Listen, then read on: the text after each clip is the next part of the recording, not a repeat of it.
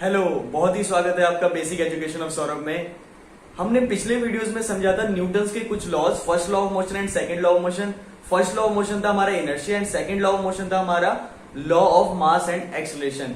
आज हम समझने जा रहे हैं थर्ड लॉ ऑफ मोशन, जो कि क्या कहता है कि force has equal and opposite reaction, कि हर फोर्स का एक इक्वल और अपोजिट रिएक्शन होता है। मतलब आप सामने से जितनी फोर्स किसी चीज पर लगाएंगे उतनी फोर्स आपको सामने से मिलेगी। तो आइए विद एन एग्जांपल समझते हैं।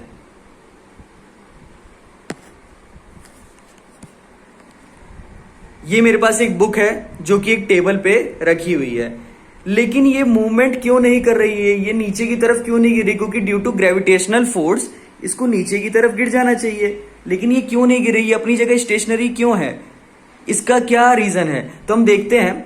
हमें पता है कि बुक यहां रखी है, यहां जो ये फोर्स लगा रही है टेबल पे, तो टेबल भी बुक पर उतनी ही फोर्स लगा रहा है, जिस वजह से ये बुक जो है नीचे फॉल ऑफ नहीं कर रही है। तो इस बात का ध्यान रखिए कि बुक ने एक फोर्स लगाई, मान लीजिए वो 5 न्यूटन की फोर्स थी, तो मतलब टेबल भी इस पे 5 न्यूटन की फोर्स लगा रहा है, ड्यू टू दैट कि ये बुक जो है नीचे नहीं गिर रही है।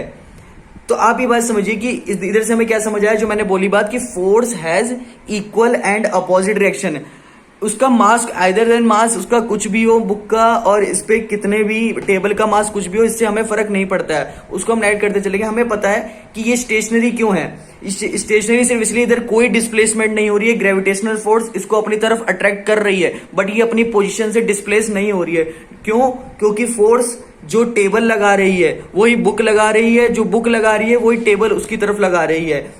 टेबल लगा रही है अपवर्ड्स की तरफ, जो टेबल लगा रही है वो अपवर्ड्स की तरफ फोर्स लगा रही है, और जो बुक लगा रही है वो डाउनवर्ड्स की तरफ लगा रही है। बट दोनों फोर्स आपस में कैंसिल होके क्या हो जा रही है? जीरो। यानी यहाँ पे जो वर्क डन भी हो रहा है वो क्या हो जा रहा है? जीरो।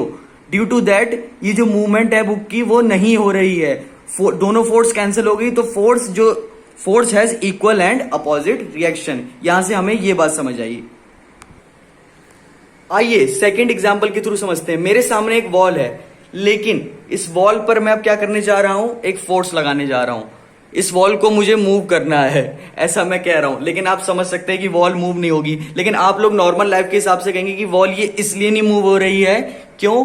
क्योंकि ये अपनी जगह अटैच है, ये हिल ही नहीं सकती क्योंकि सीमेंटेड है, तो हम कैसे मूव कर सकते हैं? बट ऐसे बहुत से केस है कि हम घुसा मारते हैं, ऐसे बहुत से लोग हैं जो जूडो कराटे करते हैं, वो दीवार को तोड़ भी देते हैं, लेकिन उनके हाथ पे भी उतनी फोर्स लगती है, और उनके हाथ क्या होता है? डैमेज हो जाता है, या फिर उधर यानी कि बहुत ज्यादा वो आ जाता है, क्रैम्प्स आ जाते हैं। तो बात क्या है कि यानी हम अगर इस पे फोर्स लगा रहे हैं, तो यानी कि वॉल भी जो है वो उतनी फोर्स सामने से लगा रही है, ड्यू टू दैट ये वॉल जो है अपनी मूवमेंट नहीं कर रही है। यानी हमारे हाथ पे भी उतनी फोर्स लग रही है जितनी मैं इस पे लगा रहा हूं अपने हाथ से वॉल पर। तो ये भी एक एग्जाम्पल हो सकता है हमारे किसका? थर्ड लॉ ऑफ मोशन का, कि अब मैंने वॉल पे फोर्स लगाई, बस वॉल की मूवमेंट क्यों नहीं हो रही? वॉल अपनी जगह स्टेशनरी क्यों है? क्योंकि मैंने जितनी फोर्स लगाई उतनी फोर्स वॉल ने भी लगाई। Due to that force as क्या हो गया? फोर्स जितनी लगाई गई इक्वल एंड अपोजिट रिएक्शन। यहां से भी हमें ये बात समझ आती है कि यहां पे भी इक्वल एंड अपोजिट रिएक्शन हो रहा है। आइए अपने थर्ड एग्जाम्पल की तरफ चलते हैं, और ये बहुत ही अच्छा एग्जाम्पल है। मेरे पास ये गिटार है, तो यहां पे क्या हो रहा है कि अगर मैं इस गिटार को क्या कर रहा हूं? प्ले कर रहा हूं। ये बहुत ही अच्छा एग्जाम्पल आप समझ सकते हैं न्यूटन्स के थर्ड लॉ की force has equal and opposite reaction. ये बहुत ही अच्छा एग्जाम्पल है।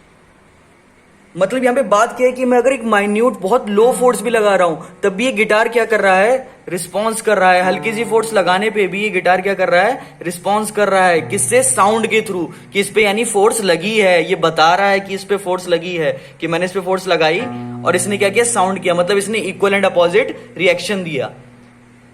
तो ये बात आपको समझ आ चुकी है कि एक्चुअल में क्या होता है थर्ड लॉ ऑफ मोशन। यानी क्या बोला है? मैंने इस पे फोर्स लगाई और इसने रिएक्शन दिया। यानी किसी भी चीज पे आप फोर्स लगा रहे हो तो वो इक्वल एंड अपोजिट रिएक्शन दे रहा है, मतलब वो भी सामने से उतनी ही फोर्स लगा रहा है। तो आज हमने समझा Newton's third law of motion बहुत ही डिटेल में विद 3 एग्जांपल्स, प्रैक्टिकल एग्जांपल्स। अगर आपको समझ आया हो तो प्लीज लाइक एंड सब्सक्राइब जरूर कर दीजिएगा ऐसी ही वीडियोस के लिए। नेक्स्ट वीडियोस में हम समझेंगे और भी इससे रिलेटेड क्वेश्चंस करेंगे थ्योरेटिकली, जो मैं करवाता रहता हूं। आप पिछली वीडियोस भी देखेंगे मेरी लॉ ऑफ मोशन रिलेटेड, तो आपको बहुत अच्छे से समझ आएगा कि न्यूटन्स लॉ ऑफ मोशंस कहते क्या है एक्चुअल में। तो थैंक यू सो मच ये वीडियो देखने के लिए। मिलते हैं नेक्स्ट वीडियो में।